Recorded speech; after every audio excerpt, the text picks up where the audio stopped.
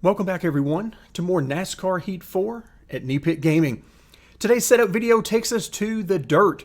We're going to be running the Xtreme Dirt Tour at Eldora, easily one of the most popular tracks in the game. We're going to talk a little bit about lap times. We're going to talk about the track itself, as well as some adjustments to the setups. And that's right, we have two setups that I'm going to share with you guys today. Let's get to it. Before we jump into the setups themselves, let's first talk a little bit about lap times. You see on the left-hand side of the screen, 15.09. That is the time you need to run in order to receive the 105 speed rating.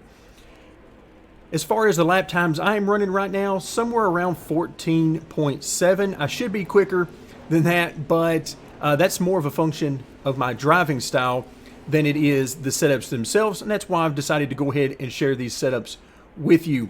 This track and car combination is very dependent upon how you drive it. I can run the exact same setup, and on one lap I can run 14.7s, and on the very next lap, if I change up my line or change my driving style, I might be running a 15.1. So there is a wide variety of ways to do this, so stay with it and get a feel for what you need to do to keep the car rotating through the corner without getting too loose. That's going to be the key, because you don't want to scrub off any speed that you don't absolutely have to.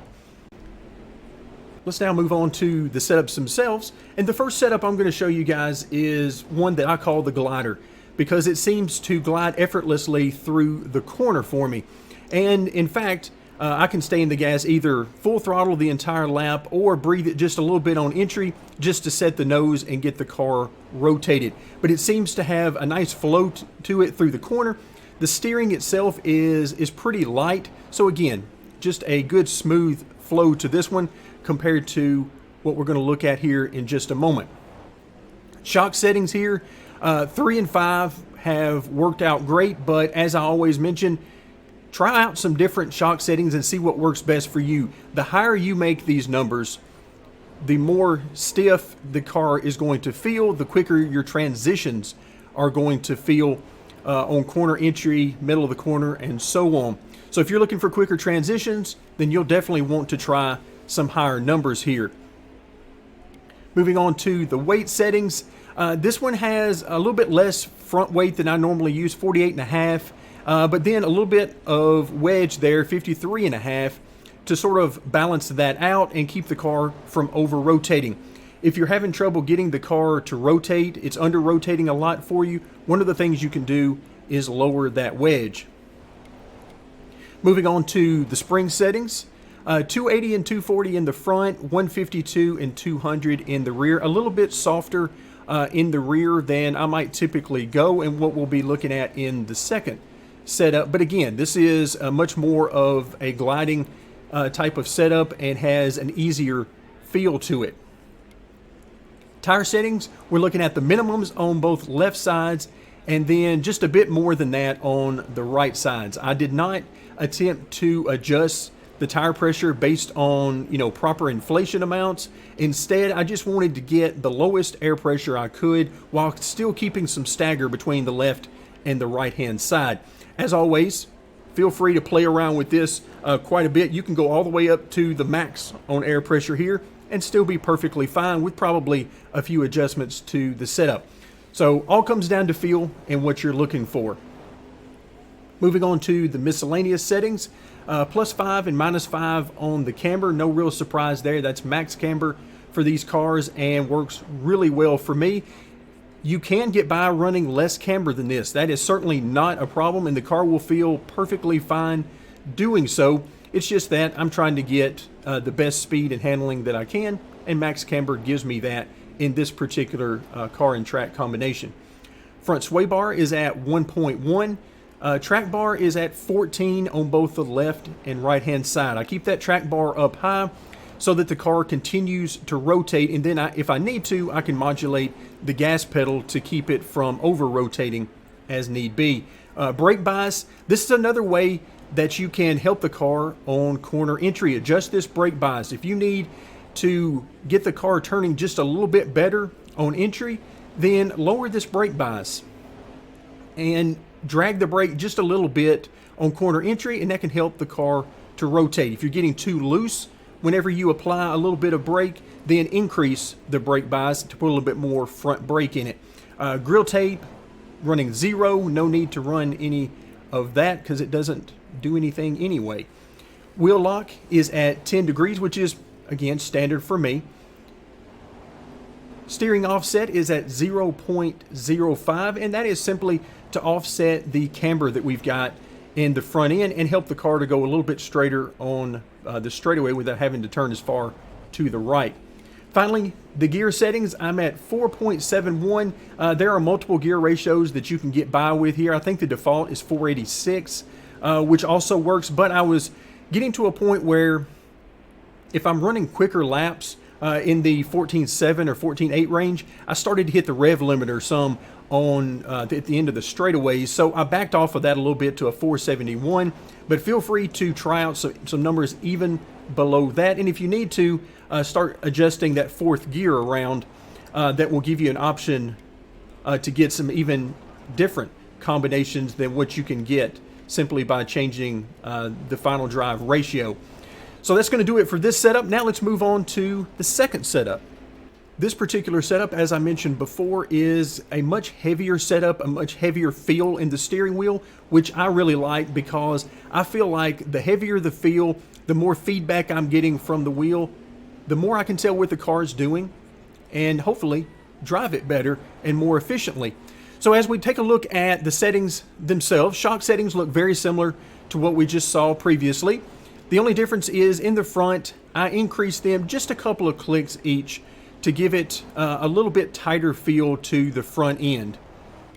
Moving on to the weight settings, 50% front weight and maximum 55% wedge. This is definitely going to help the car feel much heavier in the steering. However, if you're feeling like the car doesn't rotate well enough for you, then one of the options you have is to decrease that wedge. On the other hand, if you feel like the car is too loose on entry, an option for you is to increase the front weight. So more front weight will stabilize the car and also make it tighter, particularly on corner entry.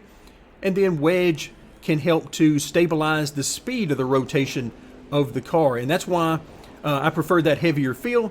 I prefer to use the springs in this case to get the car to turn. Moving on to those springs, front springs 280 and 220. The softer you make the right front, the more the car will rotate on corner entry. So if you need to loosen the car up on entry, then lower this right front spring from 220 to maybe 210, 200, and so on. The rear springs, minimum left rear spring of 120, maximum right rear spring of 280. That huge split in the rear springs really helps to keep the car rotating well and really turning the way I need it to turn to maintain speed through the corner. But once again, if you are feeling like the car is too loose, particularly on exit, then simply reduce the right rear spring some or increase the left rear. Either one of those or both will help tighten the car. Now, tire pressure, you've got a lot of options here.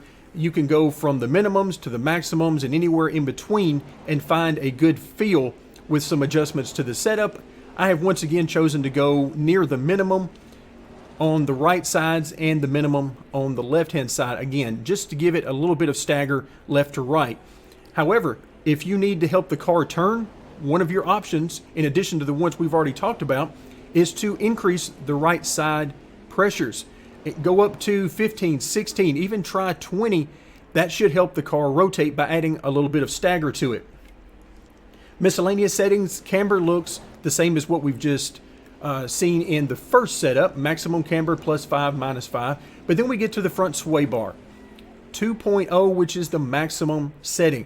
Now, using the bigger front bar that you use, it's going to make the car more stable and tighter on entry. It's going to reduce the amount of roll you get, particularly on corner entry and corner exit. So the stiffer front bar here really adds to the heavier feel, and that's one of the reasons why I needed to do some other things in the setup to help the car rotate. Moving on to the track bar, 11 inches on the left side, 13 inches on the right. A little bit of split there just to help on the exit to keep this car turning and making sure that I don't have to go all the way out to the wall on the straights, particularly if I'm battling with other cars. Brake bias is a very useful tool in these cars, as you can drag the brake a little bit on entry in order to help the car turn. The lower the brake bias number you use, the more the car is going to want to turn on corner entry under braking.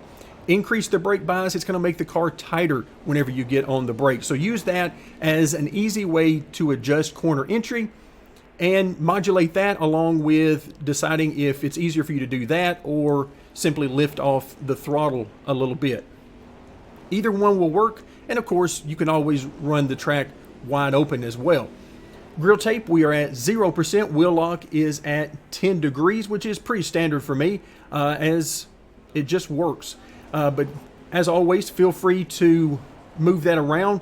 Go down to maybe 9 or 8, up to 12 or 13, just to see how it changes the steering for you and the comfort level that it gives you. Steering offset is at 0.05, and that is simply to offset a little bit of the camber that we've got in the front end. The more you increase the steering offset, the more the car is going to want to turn to the right on the straightaway. So be careful about getting this number too high. You can actually introduce a car turning to the right on the straights, which can be very disconcerting. Moving on to the gear settings, as we talked about in the first setup, you've got a lot of options here. You can see I left the 486 this particular time, but the 471 works just fine here as well. That's going to do it for today. Hopefully you've enjoyed this and can use these to help build your own setups and be even faster than the 14.7 that I am right now. Thank you very much for joining me, and stay tuned as we will continue our support for NASCAR Heat 4.